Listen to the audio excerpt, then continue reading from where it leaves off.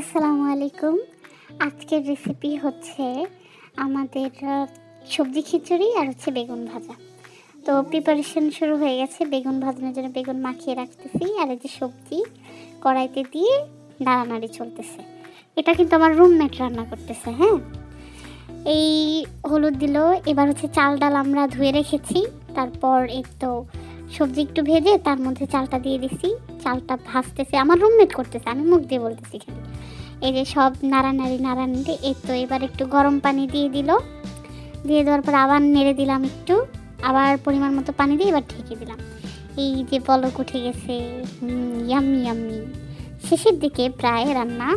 আর একটু ঢেকে দিতে হবে। এবার বেগুন ভাজবো। কড়াইতে সরিষার তেল আমরা গরম করে নিলাম। গরম করে নেওয়ার পরে বেগুনগুলো একটা একটা করে দিয়ে দেব। বেগুনের তেল ছিটতে ছিল, একটু সাবধানে করতে হবে। খিচুড়ি হয়ে গেছে, আমরা ধনিয়া পাতার গার্নিশিং দিয়ে দিলাম। তারপর আবার নাড়ানাড়ি করতেছে আমার রুমমেট।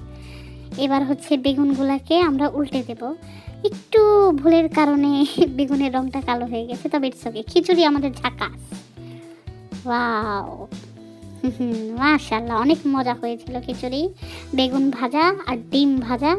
Final product.